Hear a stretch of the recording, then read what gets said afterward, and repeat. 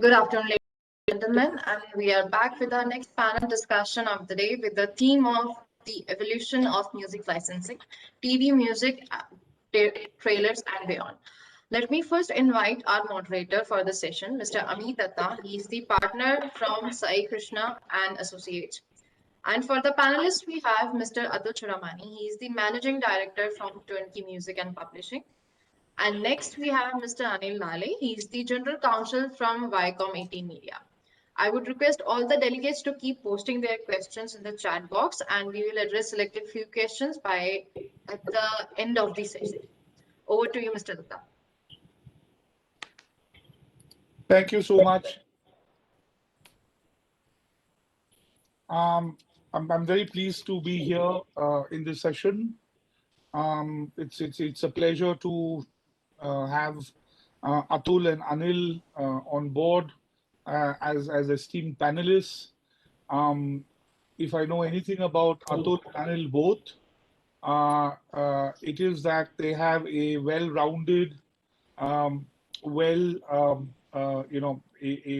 depth of experience on the copyright space, particularly where Atul is concerned.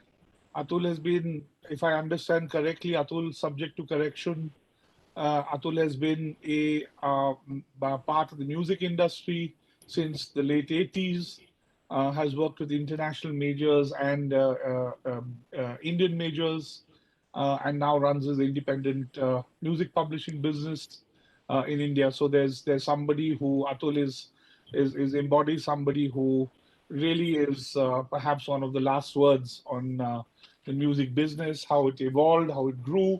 So I'm particularly interested to hear from Atul and get his perspective. Anil is obviously sitting at the apex of the content consumption space, leading as he does the Viacom legal effort around broadcast, the OTT space, and has a vast experience in negotiating and navigating what some would classify as a very torturous sort of landscape. So I'm really pleased to have both of them on the panel. Now, in terms of the subject, the evolution of the Indian music industry, I remember 2007, 2008, was a period where licensing of copyrights around the music space was largely centralized through copyright societies because until 2007, 2008, because the mobile space had not, mobile VAS, etc., was just about exploding. And by 2007, 2008, you had a sudden, quite overnight fragmentation of copyright licensing around the master right or the sound recording right, away from the copyright society sort of mode into more independent, individualistic sort of approach to licensing. That raised its own opportunities and its own risks and had its own consequences on the industry. In 2007, 2008, interestingly, the industry, I went back to some old figures, and I'm really fond of these figures because the industry was valued, the music industry was valued at 670 crores in 2006. By 2017, the music industry was valued at 1,280 crores. These are the KPMGs and the PwCs and the ENYs who did the annual sort of estimations of the industries. And the estimate in 2017 was that digital music licensing valuation would be 3,100 crores. In 2019, IMI released a report on the value of the recorded music industry in India and valued the Indian music industry at 1,668 crores. So, you can make out that despite the introduction of many platforms, many licensing opportunities and monetization benefits, the development of the industry has largely kind of stagnated. Even though it grew, it also fell. For instance, the mobile VAS industry and its revenue realization was massive until TRAI changed its regulations on mobile VAS, which led to an overnight 65% drop, 50% drop in mobile VAS copyright revenues for the music industry. So policy, regulation, law has had an impact, and so has licensing, and that's what we are here to discuss. And uh, you know, to start off with Atul, because he's been part of the music industry's journey for so long, just to understand some basics. Atul, you are a self-professed, self-described music publisher. Could you describe and could you kind of make us understand what is music publishing and how does it stack up, or how does it contrast with sound recording licensing? Sure. Thanks a lot. Good afternoon, everyone. Thanks, Amit, and hi, Anil. Great to be on the panel with you guys, and feeling a little out of place as usual because you're the experts on legal and copyright and stuff. हम लोग तो सिर्फ बेचने खरीदने वाले लोग हैं. So it's always a bit of a challenge when you're sitting in the company of people who know something actually. So going back to what we were talking about, Amit. So yes, we are music publishers. Music publishers deal with the composition and lyrics of a song. Three things have copyright in a song: the sound recording, the composition, and lyrics. The sound recordings are dealt with by a music label. The music label deals with artists, the performers. So that's the business for them. Music labels sign with performers and create sound recordings. Music publishers sign with composers and lyric writers and create the composition and lyrics. So these are two independent businesses that have evolved in the developed markets since the late 1880s. In India, unfortunately, it's not been a developed business. It is something that is now coming around. So yes, it is a little dicey for people to understand that there are two sets of rights that we're talking about. One is separate from the other because it just seems like once we tend to call it buying and selling of music, which is not the correct way to look at it because it is separate composition and lyrics, because people will understand it in the context of film music, where the composer and lyric writer may not be the performer. So you have, let's say, a Pritam composing a song and Varun Grover writing the lyrics, but you have a Sonu Nigam singing the song.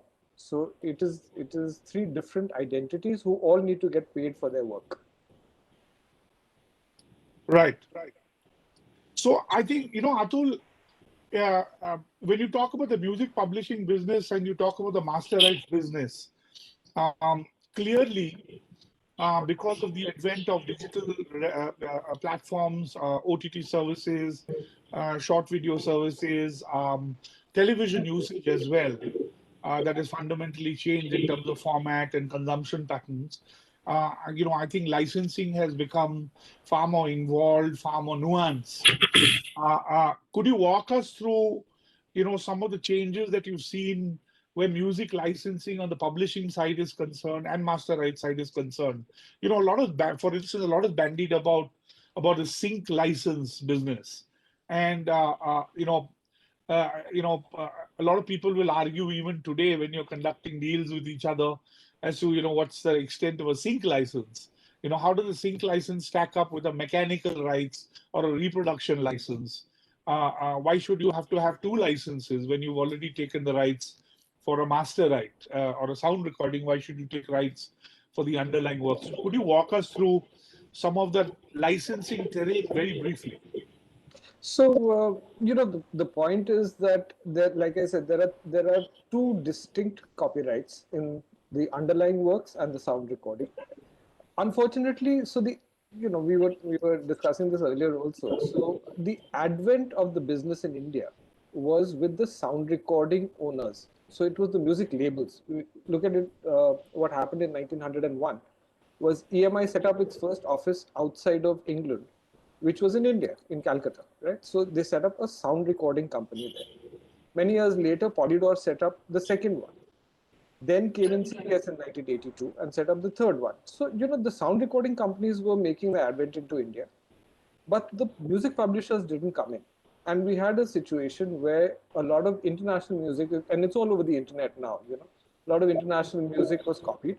But because there were no publishers present and people were not so aware of copyrights, it wasn't licensed correctly, right? So it's a question of people being educated enough to understand there are two distinct rights. Unfortunately, because of the dominance of music labels, it's been understood as being more of a music label right. The sound recording right has gained prime importance. So if I get the sound recording right, then I'm assuming that the underlying works, because in India, the same people own the underlying works and the sound recording. So the general tendency has to been to do a composite deal. And even so, back then when I was sitting in Saregama and we were doing setting out the publishing business, carving out the publishing business separately. It was difficult to explain to people why we were trying to issue two licenses. We're trying to issue a sound recording license separately and a composer and lyric writer, because back in the day, Saregama did have contracts where they were paying what was called a copyright royalty to the composer and lyric writer. Right. So it had to be accounted for separately. Now you can't account a composite royalty and then pay them.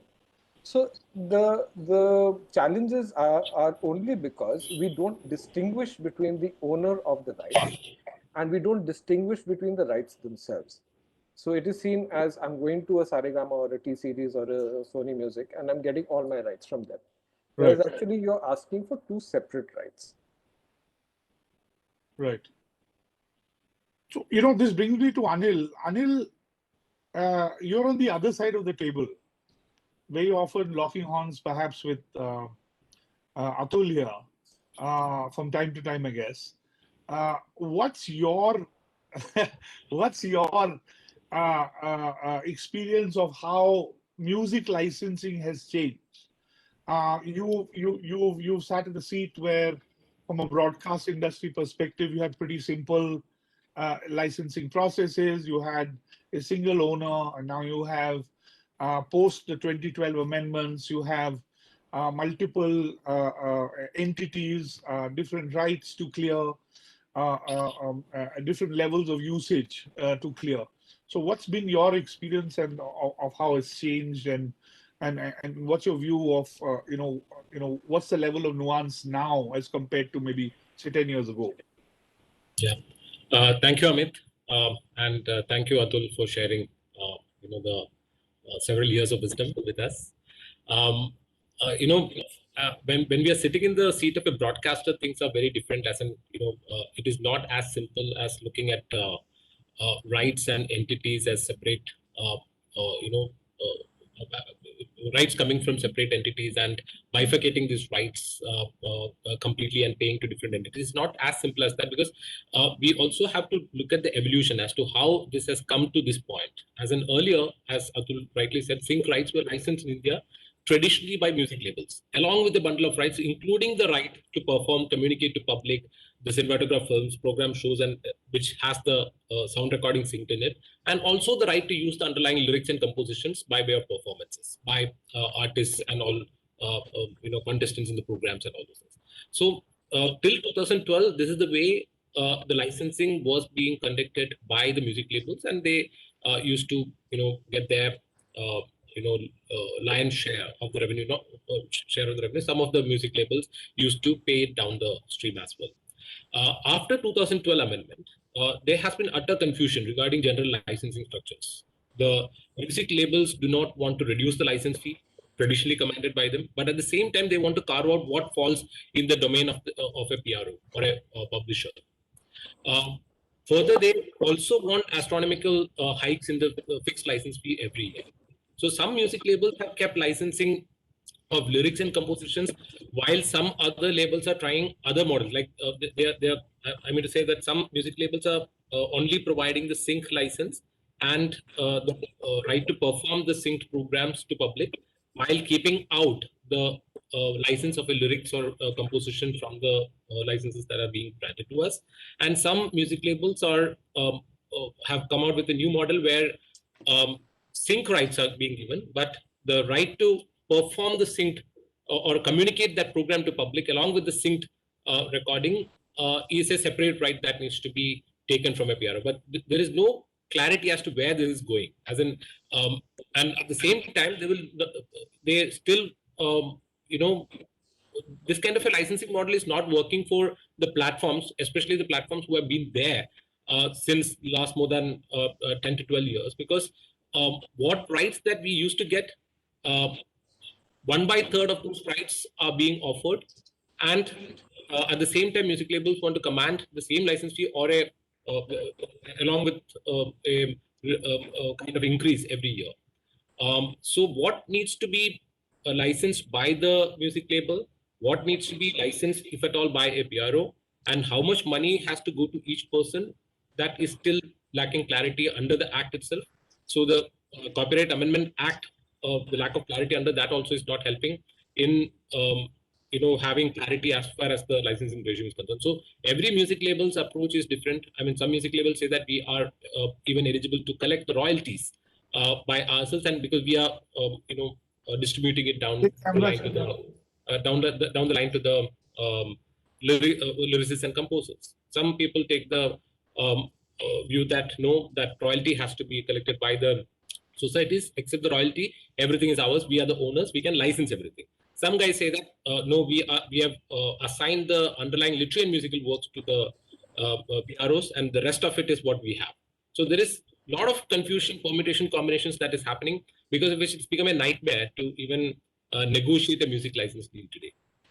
So if I can just come in there, Amit, I just want to add to what Anil was saying, and I'm glad he's brought up this confusion that the Act has created, because going back in history again, when the mobile business started and it was all about ringtones and ringback tones, I was in Saregama, and I was, I think, a prime mover in trying to get all the labels in under PPL to license the sound recording.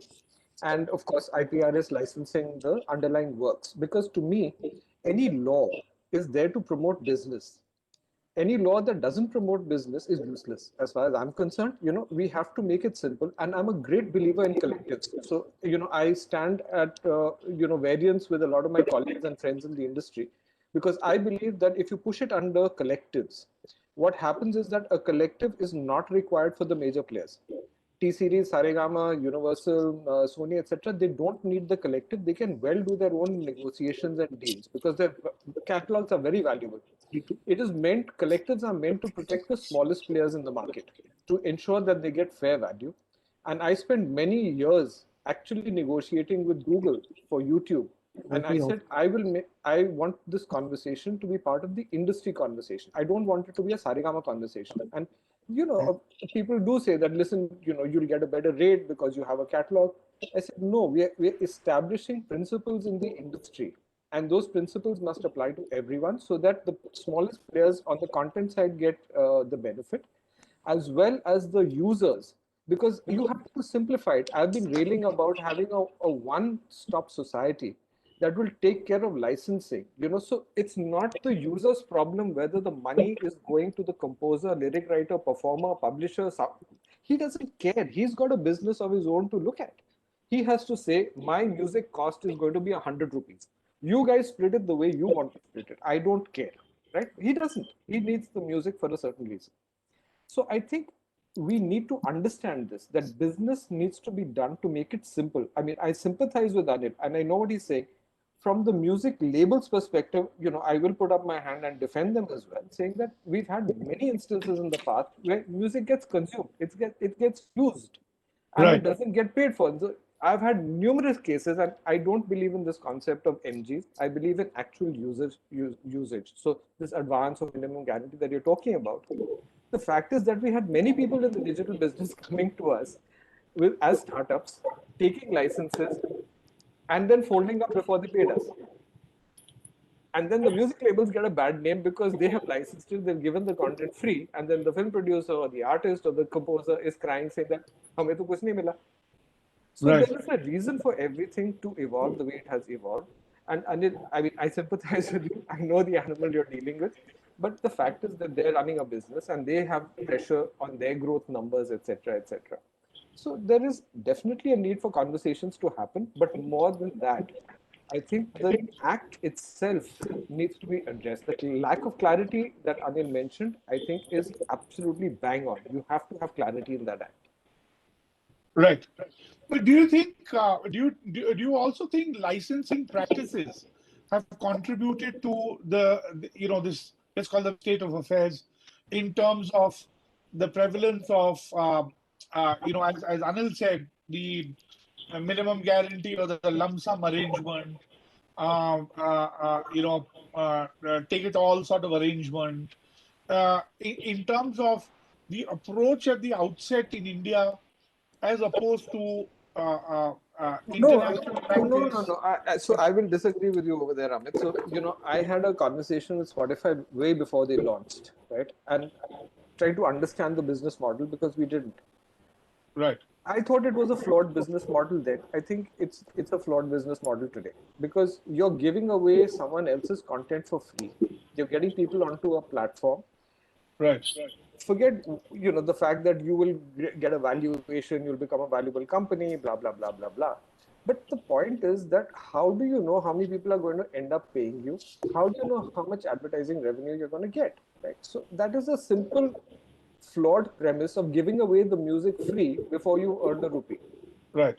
You're not protecting the copyright owner, and I say this over and over again. In the old days of physical product, the music label, the artist, and the shopkeeper were aligned because Right. you could only sell to make money. You could only sell the music to make money. And the higher the price, the more money the shopkeeper made, the more money the label made, the more money the artist made. That's the way the flow was. Today, the shop has become the platform. The platform's interest is in getting people into the shop. Whether they're buying or they're not buying is secondary. Whereas when we used to take music videos to Rhythm House and say, play the video, people will watch the, see the video and buy the music. They used to say, Baba, mat karo, we'll get a bheed in the shop. They won't buy. They'll just crowd up the place and there will be no transaction. So, you're not aligned anymore. The shop is not aligned to the interests of the label and the artist. You're giving away stuff free. How is that in the interest of the artist? You say, no, over time I'll generate the revenue. And that's what I said. When people dropped out of the business, they weren't able to sustain those businesses. You were giving away the music free without any recourse. So they said, fine, let's take advances and MGs. So that's the evolution of the advances and MGs in the digital space. Right. That kind of brings me to a question for both of you. When, Anil talks about the fact that, look, as opposed to maybe 10 years before or a few years before, we now have this fragmentation. Sorry, can you hear me? Yes, we can. Yeah, sorry. And you have this fragmentation, etc.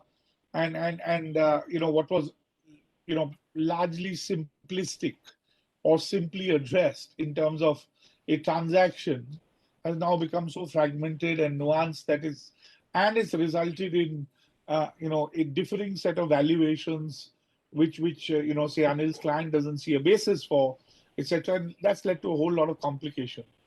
And my question, that's for Anil and then to Atul, is statutory licensing the answer now at the end of the day? Because ultimately it seems to me that it's not a discovery of rights, it's a discovery of value that people seem to be, kind of at odds with, whether it's the music industry talks about the lack of, discovering the fair value, or it's the platforms, whether it's broadcast or OTT or music streaming, which says that, look, the transaction cost and the terrain is simply too tough and impossible to navigate and impossible, to control from a monetization perspective. So, is statutory licensing the answer, Anil? So, before I answer that, Amit, I want to take the conversation further from what Atul mentioned. Yeah. So Atul mentioned that there are some business models which are the shops as platforms, as defined as shops, basically coming in and giving free content, whether for valuation or for whatsoever reasons that is best known. But apart from that kind of businesses, there are a lot of genuine businesses which are there, like OTT platforms and broadcasters, who has been the primary consumers of or shops as far as the music is concerned. It's in our case, it is not. We are not a let's say as broadcasters, OTT platforms. We may not be actually shops also, because we are ultimately actually we are the consumers of music, and we are not transmitting music further from our side, because that's going into programs, and the programs are going to be sold outside. So if you look at this kind of a scenario, you know, the kind of music that we use year on year, the kind of money that we are paying to the music industry, whether it is to the labels, or whether it would be to a PRO, or whether it is to the music publisher, all these things will continue as long as there is fairness and reasonableness in the market. So what is happening today is broadcasters in general are trying to see how they can minimize the usage of music. It is not in the interest of leave the music label outside for the time being, but for the writers and composers and all, what they actually require is for their music to be used as much as possible, and not the minimization of that to happen. But today, because of the way market is working, what it is going to be is where we are going to look at how music can be minimized.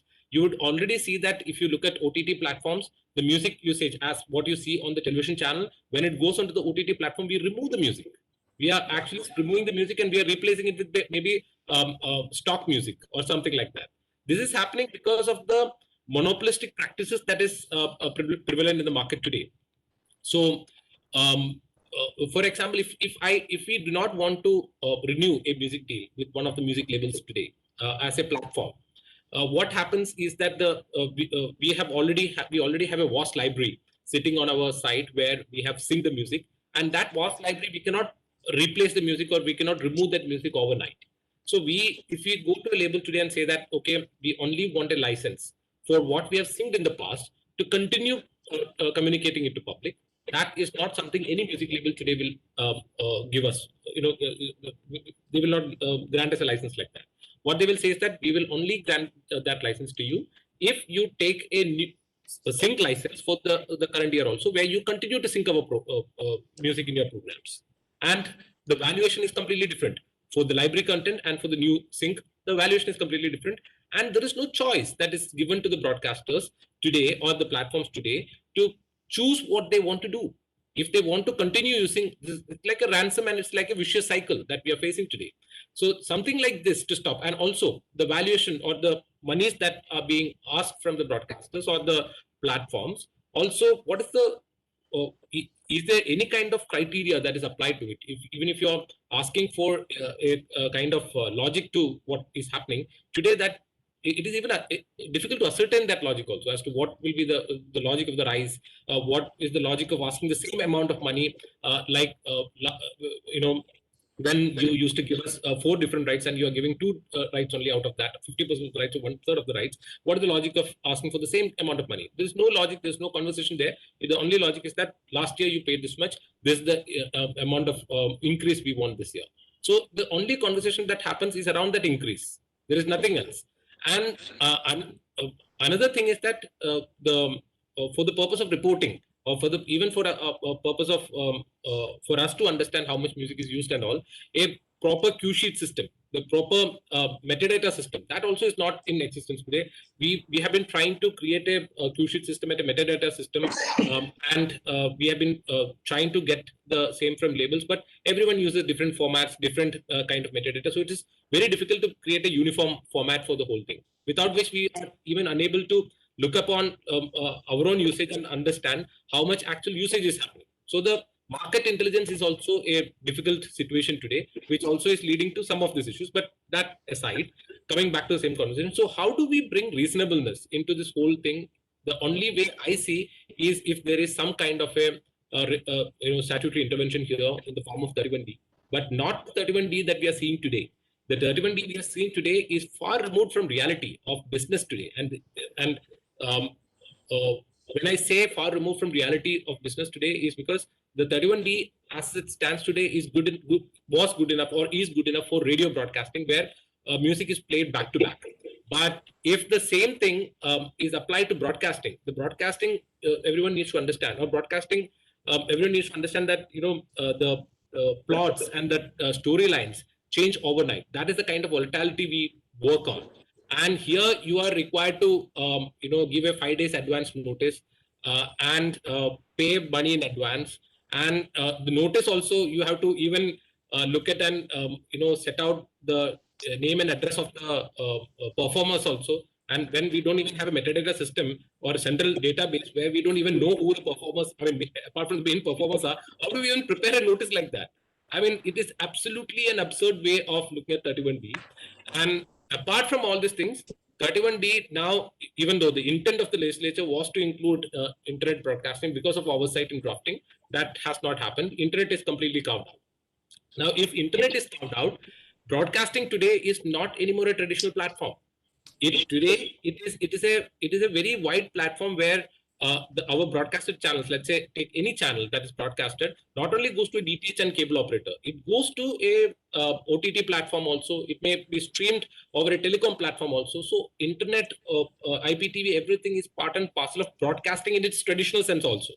To top all those things, even the DTH and cable TV platforms are evolving, and they have become hybrid platforms. They are also using internet to deliver or retransmit the signals of the television channels through their TV everywhere.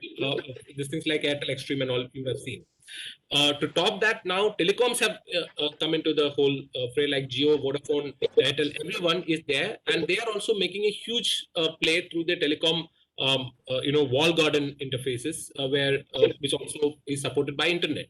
So even the DTS set-top boxes that you have, or cable set-top boxes today we have at homes, are supported by internet. It's Wi-Fi connected. The on-demand works on internet.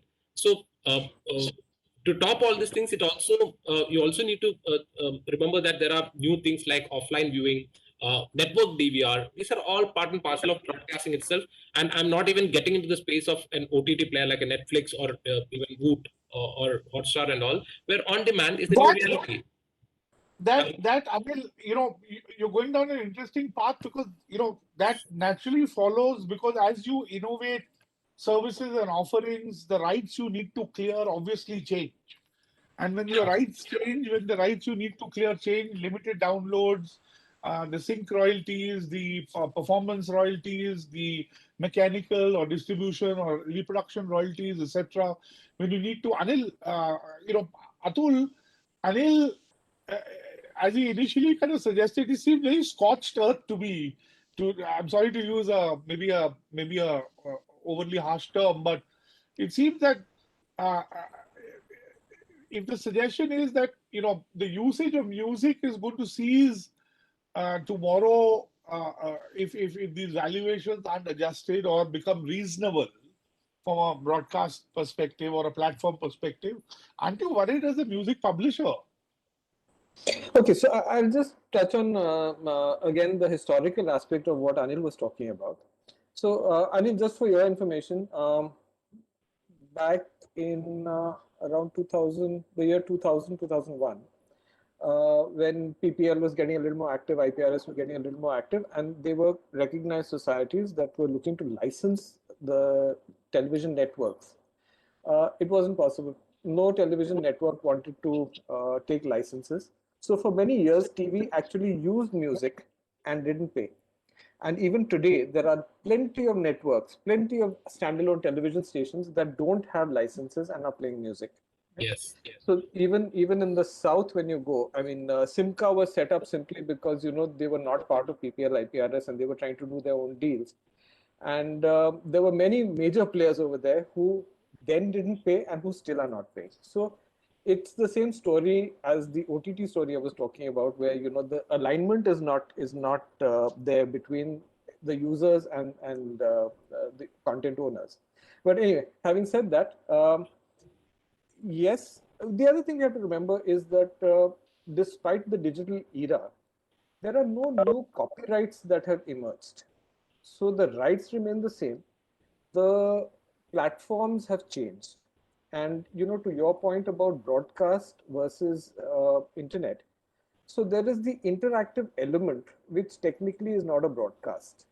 So I think these things have to be considered in the act, because the act can't, when it comes to something that perhaps you're not very concerned about, but it concerns me, is when it comes to cover versions, the act says that you have to pay for 50,000 copies every year that the cover version is in circulation.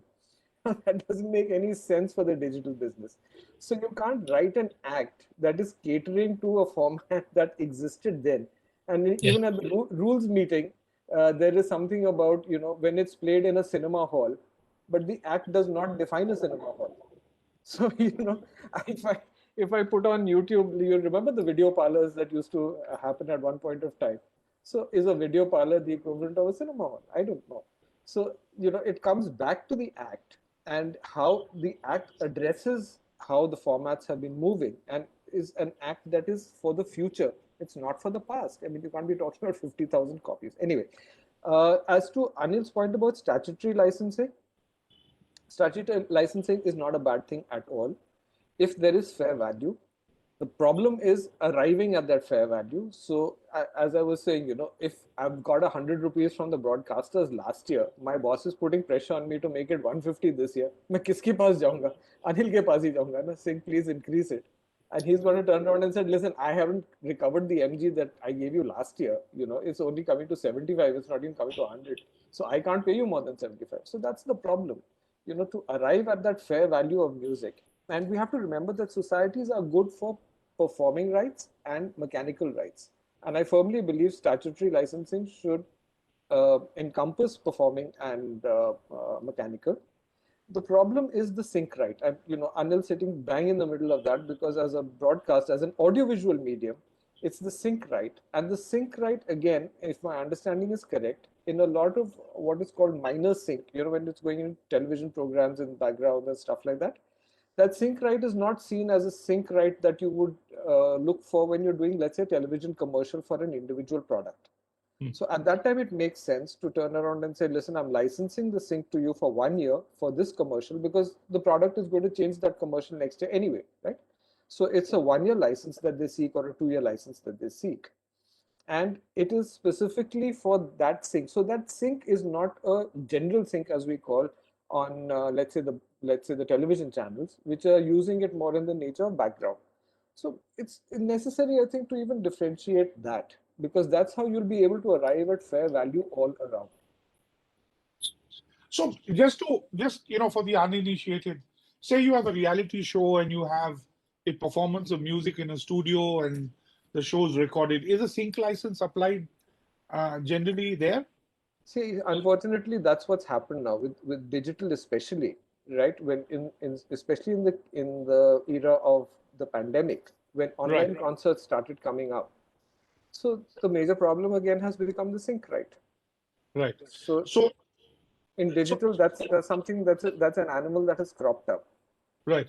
So has this licensing practice come in from, say, on the YouTube side, where you had people doing cover versions and hence a sync license was applied there, and this practice came into the television industry, or is the other way around?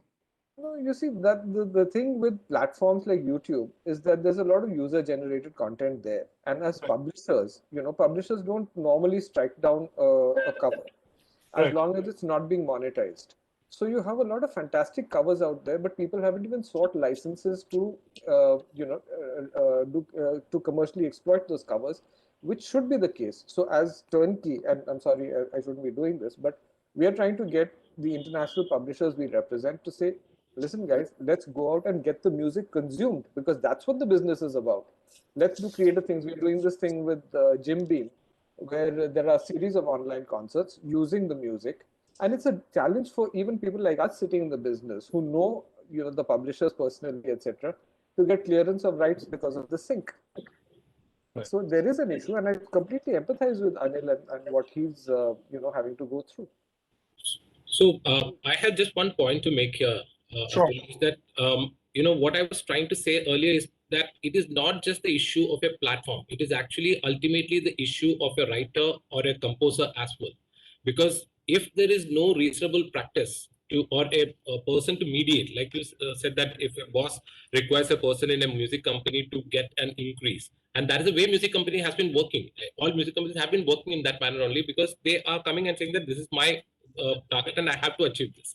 Now there is no one to mediate this, and that is why I was saying statutory licensing may be the way forward.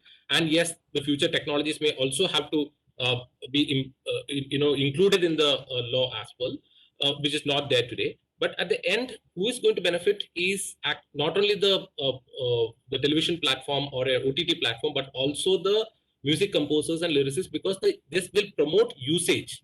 The more usage that happens, as you rightly mentioned right now, the more benefit to the music composer and lyricist. The lesser usage, I'm glad Anil talked about the music composer and the lyricist. I'd perhaps be accused of kind of going overboard on that subject, but it seems illogical to me that until 2012, there's a question for both of you.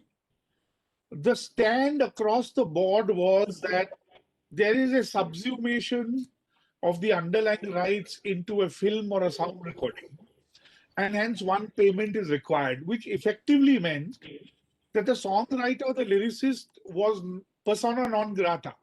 In the sense, he was not a dramatis personae in that whole concept. He was never the right holder. He or she were never the right holders and never intended to be the beneficiaries from the utilization of those works. That's pre-2012. The post-2012 stand now seems to be that, well, I don't have to pay anything more because this is not a new right. What's actually changed is a sharing mechanism for the person who creates that sort of collective work or that neighboring right or the film or the sound recording. And it seems illogical and perhaps contradictory to me.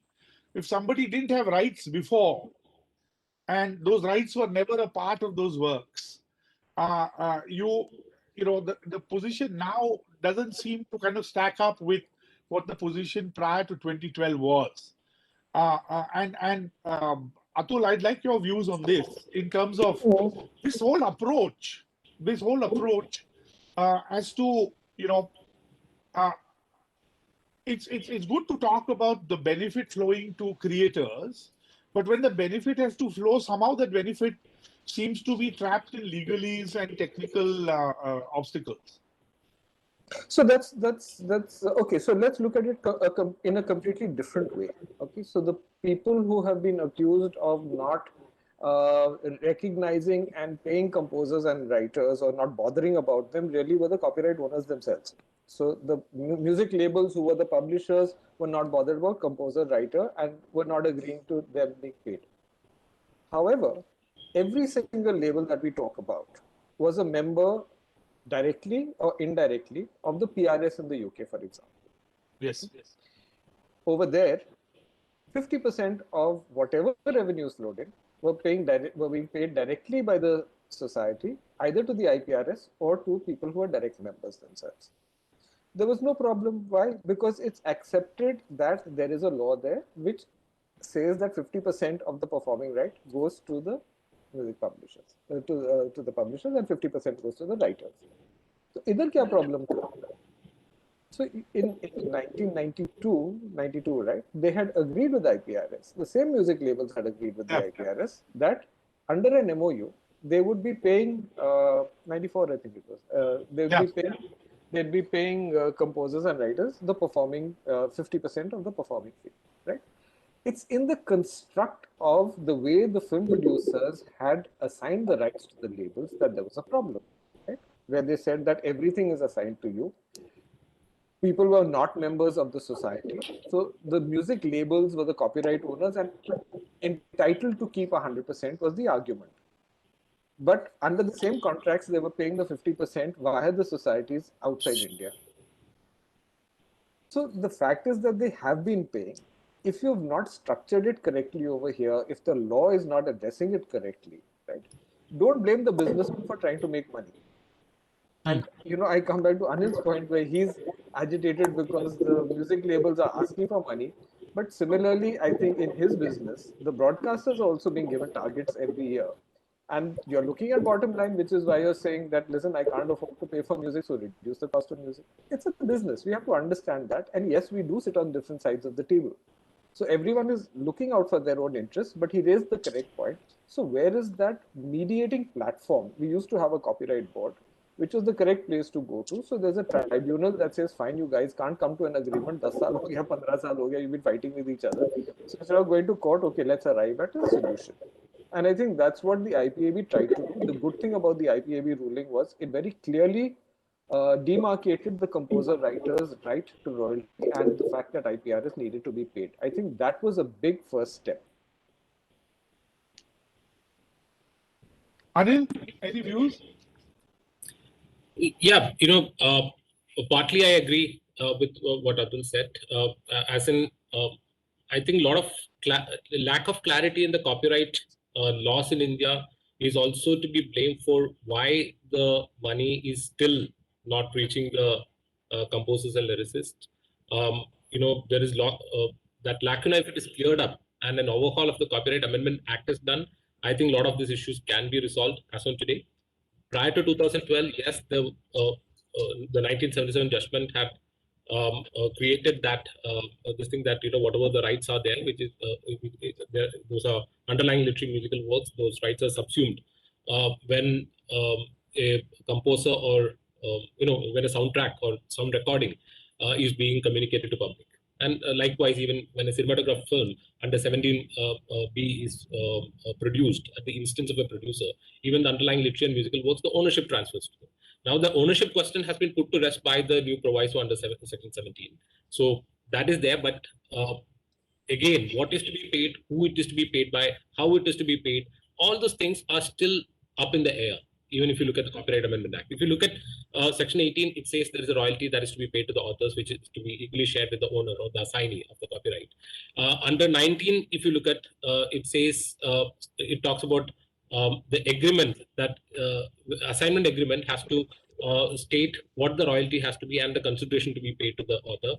And Section 33 says that the royalty or whatever it is has to be as per the tariff scheme, which is to be brought out by the PRO, the Royalty Collection Society.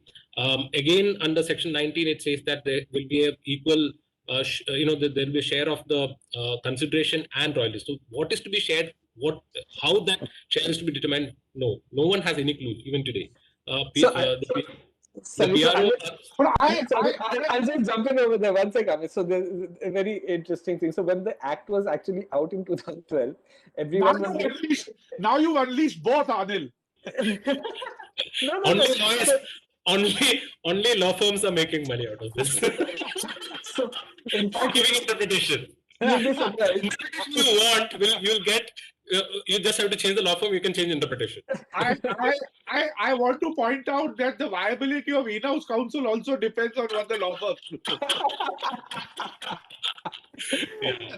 No. So, there was this fear in 2012 saying that as a film producer, if I sell my satellite rights for 10 crores, am I supposed to give equal share, just 50% to the composers and writers? Exactly. My concern management raised that question to me also when the whole act came out.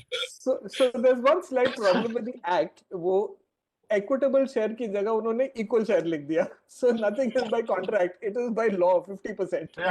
Yeah.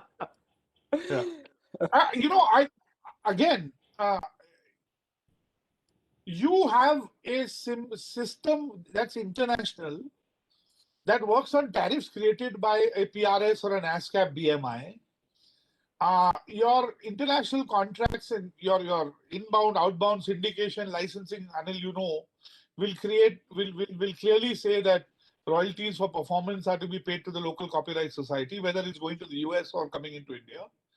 And no royalty is determined there. The royalty is determined by tariffs. The international system seems to work perfectly well when there are contracts involved. Correct. Why doesn't it work? Why doesn't it work well when the law mandates it? Yeah, so that is the issue, right? As in where actually the practices and customs of the industry should form something, and that has been formed in countries like UK and US. We are trying to bring that customs and practices into India through law and without considering the dimensions and the perspectives of how the industry has grown. This is my perspective, my view on this.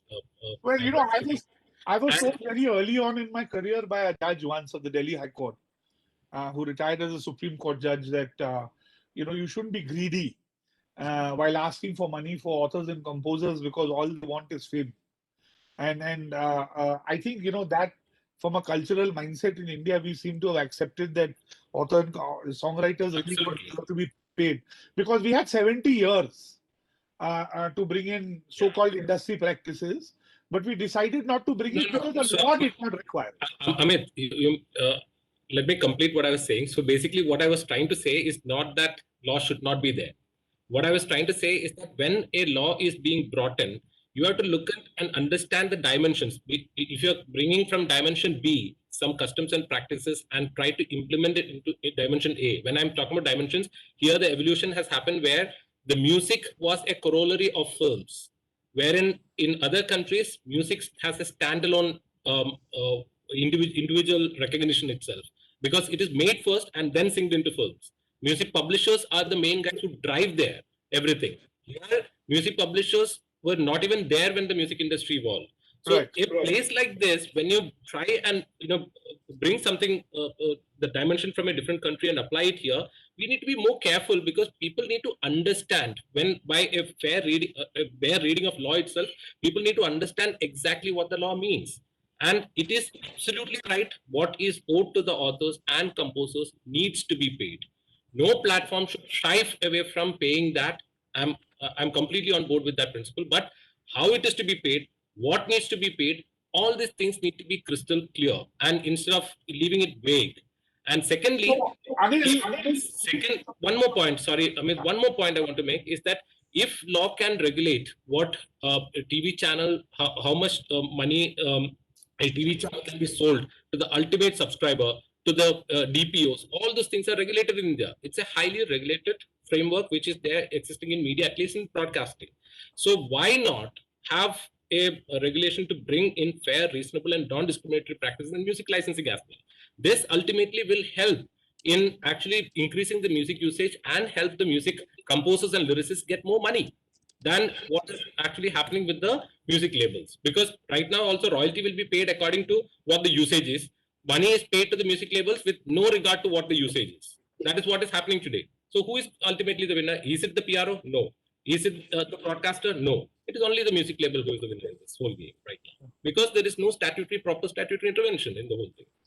but you know, this Anil, you raised and we have about 10 minutes. So we'll, in the next 2 minutes, we'll go Sure. to a couple of questions that have come up, that have been asked by members of the audience. But the very quick question to Atul, this aspect of money being paid according to usage, we've talked about this before, Atul, in terms of upfront lump sums, etc. Aren't both sides responsible for this state of affairs? I mean, I don't see platforms or broadcasters willingly agree to pay on a usage basis, equally as perhaps labels are not willing to levy royalties or copyright fees on a usage basis. So this upfront lump sum sort of culture, I think this is both on the licensee and licensor side, right? So very definitely, I mean, it's always a cause and effect. No? So when we started the business with Airtel, for example, when Airtel started ringtones, right? Very quickly we found that there were reporting lacunas, right? In the sense that reports don't come on time, payments don't come on time. Right. So what do? So you say, "Acha, ek kaam karo, advance mein paisa de do." So that's the evolution of the way the business is. And because we deal with intellectual property, this doesn't happen when you're talking about physical property. No? If you want Right. to hire a car, I mean, it's a completely different ball game, right? So if you have a situation where you're not getting your payments on time, you're not getting reportings, and there are even today, there are reporting delays of a year and a half from various digital platforms, right? So it's a question of a man trying to protect his interest. Like I said, it's a business. Everyone's going to try and protect their interests. So Understood. I don't agree with the business of advances and MGs, but I stand alone. Let me also be very clear. I stand alone in that as far as the industry is concerned. Maybe because I don't have much to lose at the moment. So if it had been a huge business for me, yes, maybe I'd be in the same boat. But very definitely, it's people trying to protect their business. And in all fairness, it should be exactly what Anil has been saying. There should be a rate which applies across, and then the best man wins. If my song is popular, it gets consumed more. You see, if we hark back to the days of iTunes, Madonna was the artist who stood up and said, "What nonsense! If every song is going out at 99 cents, I'm Madonna. Why shouldn't my songs go out at a higher, because my CDs sell for a higher price than the other guys?" And Steve Jobs turned around and at that time said, "We're trying to establish a business. So we can't have this, more to you, less to you. Otherwise, the business will never take off." So I think I agree with Anil in the sense that if there were clear rates demarcated,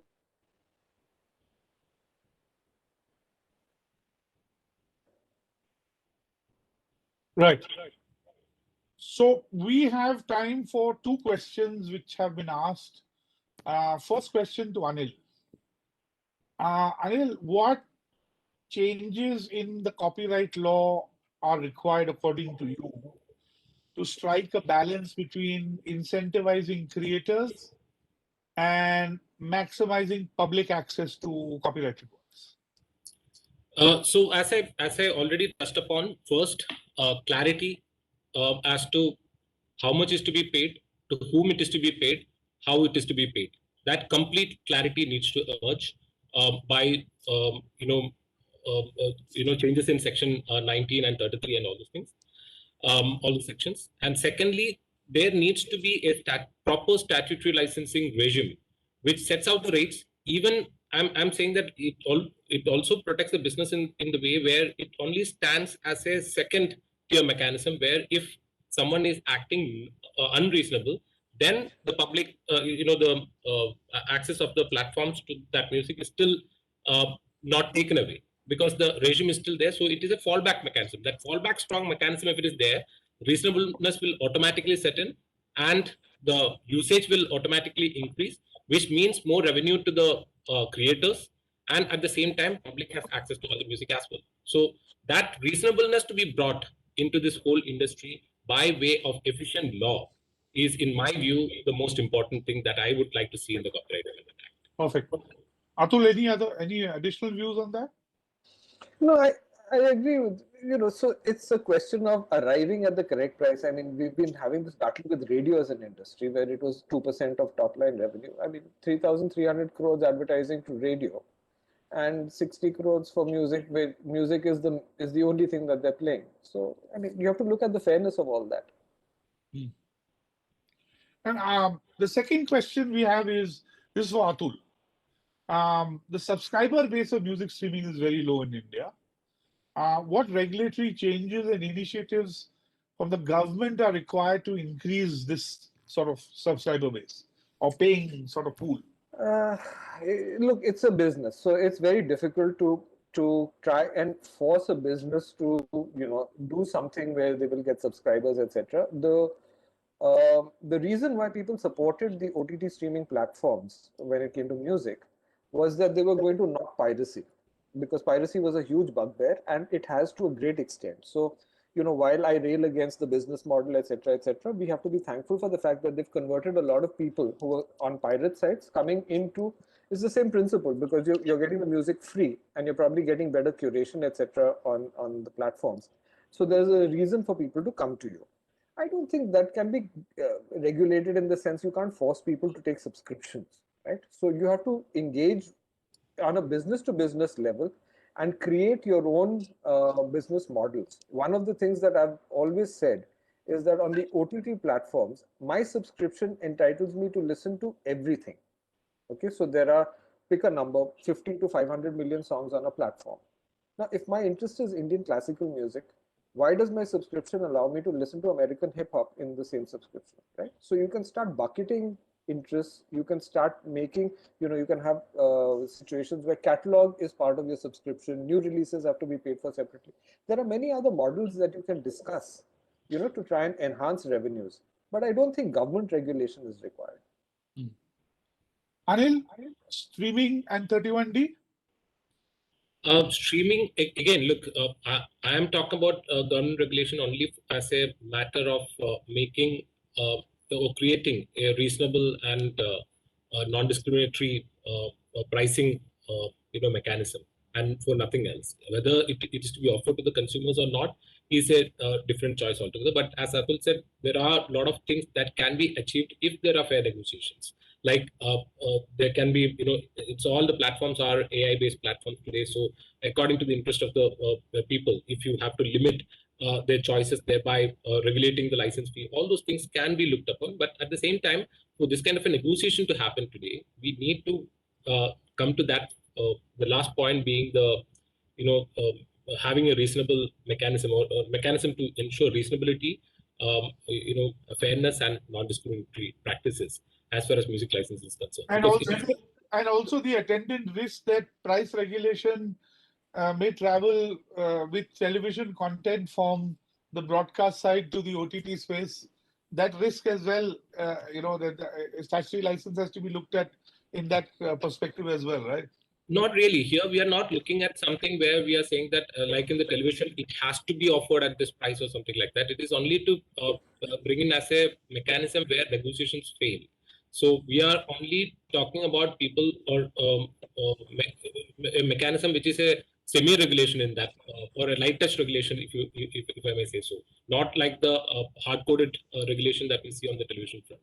So again, I mean, if television is unregulated, you may also ask a question. Television is if it goes into forbearance, should this also go into forbearance? So all these things depend upon whether there is a clear field of level playing field which is being created, whether there is enough competition. So all those things has to be taken into consideration when we look upon all these things. And OTT platforms, if you look at it, there is enough and more competition that's happening, and even the content is not limited to one OTT platform. Like if you take Voot, the same content is now being available on different platforms through integrations and all those things. So there is a great level playing field happening there. There is no monopolistic practices. Even leave that. Even exclusivity is not something that is being guarded so zealously as far as OTT is concerned. So these are very different things that we are talking about, and I think that kind of a transformation, I don't think would happen considering the way OTT has also developed. Thanks, Anil. So if I can just add, Amit, I'm so sorry, Atul, but I've been told to wrap up. That. And Atul, as you and I and Anil both know, the music space is space that we can talk about, and the less the action, the more the talk. That's the definition of the music space. So I want to thank the audience. I want to thank my panel members for a very lively sort of discussion. Time has flown, 1 hour has flown very quickly. So thank you so much to everybody, and thanks to IMAI for hosting this session as well. Thanks, guys. Thank you so much. Thank you. Thank you so much, sir. Thank you. Thank you, everyone. Thank you so much for joining us today, and a special thanks to our panelists and our audience for joining this interesting panel discussion today. Please stay tuned for other exciting panel discussion as well. We are signing off. Thank you. Thank you so much. Thanks. Bye.